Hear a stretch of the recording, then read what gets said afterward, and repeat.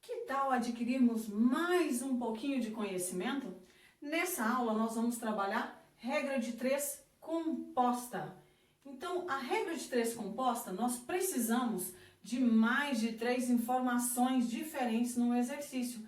Mas o que seria isso? Vamos entender com as resoluções dos exercícios.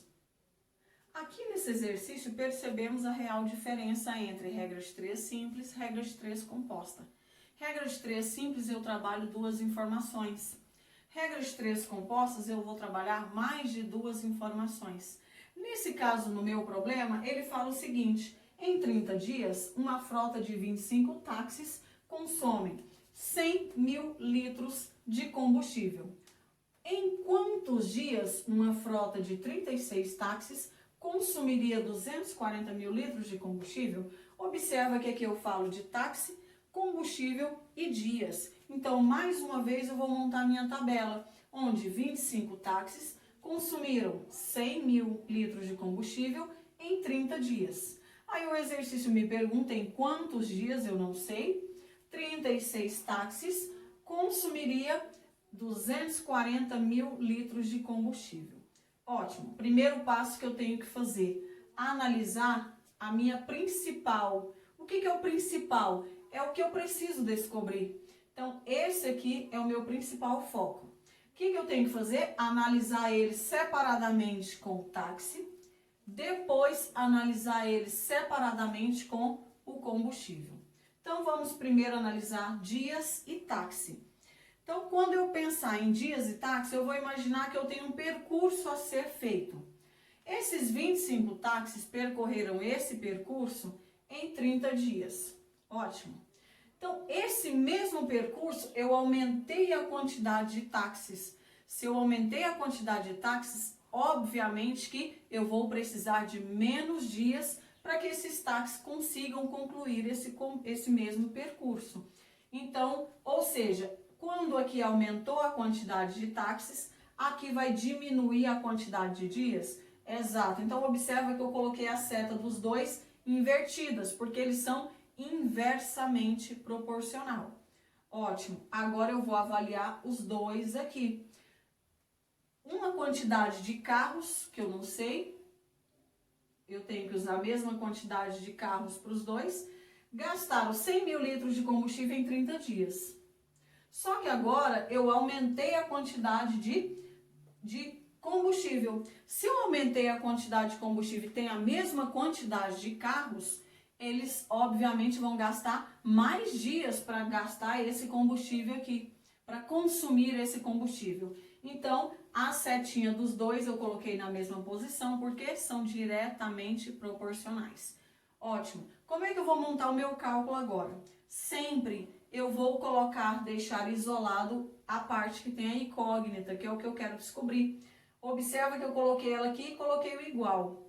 E as outras duas frações, razões que eu vou montar, tem que estar multiplicando entre si. Então, agora eu vou seguir a ordem das setinhas.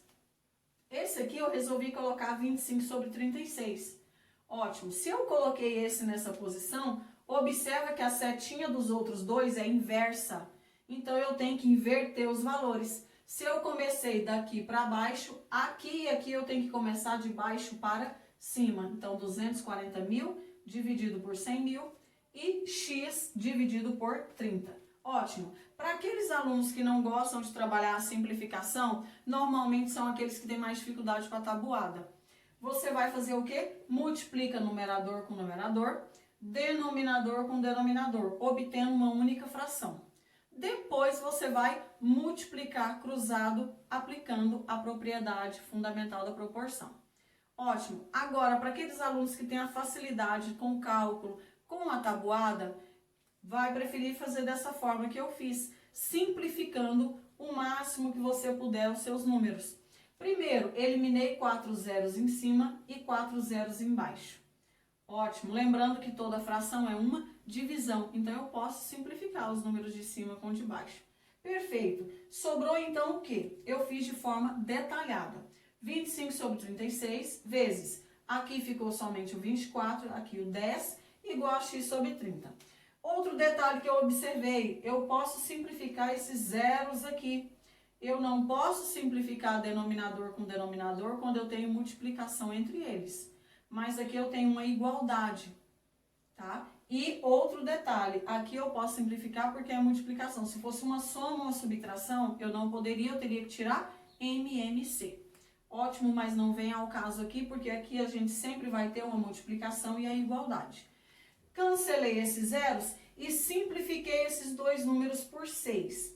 Como ficou? 25, 36 dividido por 6, 6, vezes 24 dividido por 6, 4. Aqui já era 1, igual x sobre 3. Ótimo, agora eu vou multiplicar numerador com numerador, denominador com denominador, ficando 100 sobre 6, igual a x sobre 3. Simplificando os dois denominadores por 3, eu obtive 100 sobre 2, igual somente o x, não preciso colocar 1 debaixo. Toda fração é uma divisão, 100 dividido por 2, chegando então ao meu resultado que são 50 dias. Já nesse segundo exemplo, temos um grupo com 12 digitadores, digitam 720 páginas em 18 dias. Então, eu já tenho digitadores, páginas e dias. Em quantos dias 8 digitadores, com a mesma qualificação dos primeiros, digitariam 800 páginas? Então, vamos lá. Primeiro exercício me informa que 720 páginas foram trabalhadas, foram digitadas por 12 pessoas em 18 dias. E aí vem a pergunta, quantos dias 800 páginas seriam digitadas por 8 pessoas? Então, o primeiro passo, minha fração principal é a que tem a minha incógnita. Então, eu devo compará-la com páginas separadamente e depois vou compará-la com digitadores separadamente. Então, vamos ao seguinte, 720 páginas foram digitadas em 18 dias. Se eu aumentei a quantidade de páginas, logo eu vou precisar de mais dias para poder concluir esse trabalho. Lembrando que quando eu comparo, eu tenho que pensar que é o mesmo trabalho, tá? Então, aqui, mesma quantidade de pessoas, né? Desculpa. Então, aqui, os meus dias e as minhas páginas têm a mesma posição de seta. Por quê? Porque eles são diretamente proporcionais. Então, observa, eu coloquei setinha para cima aqui, setinha para cima aqui, mesma posição.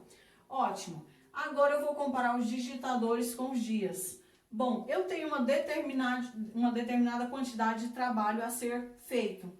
12 pessoas conseguiu fazer esse trabalho em 18 dias. Só que eu diminuí a quantidade de pessoas. Se eu diminuir a quantidade de pessoas, o meu trabalho continua o mesmo. Eu vou precisar de mais dias para cumprir com essa meta.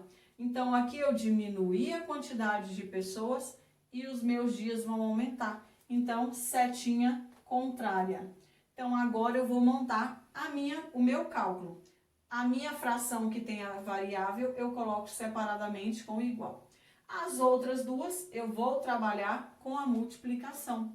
Então, essas duas aqui, ó, tem posição inversa. Então, se eu pegar 720 sobre 800, aqui eu tenho que inverter.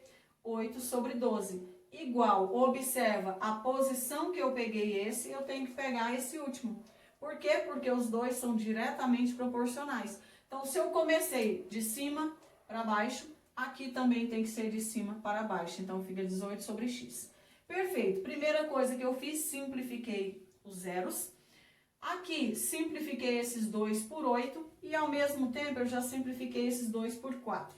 72 dividido por 8 deu 9. 80 dividido por 8 deu 10. Vezes, continuei. 8 dividido por 4 deu 2. 12 dividido por 4 deu 3. Ótimo. O que eu vou fazer? Eu já vou multiplicar. Numerador com numerador, deu 18. Denominador com denominador, 30. Conservo a minha segunda fração, que tem a variável. O que eu fiz aqui? Observei que os meus dois numeradores são 18. Então, simplifiquei os dois por 18. Então, ficou uma aqui e uma aqui. Multiplicando o cruzado, x vezes 1, x, 30 vezes 1, 30. Então, para 8 digitadores digitarem 800 páginas, eles vão precisar de 30 dias para concluir esse trabalho. Então, aqui, referente à regrinha de 3 composta, é basicamente isso. A única coisa que vocês têm que ter é atenção e saber lembrar da parte de diretamente proporcional e inversamente proporcional. Fica aí a dica, então.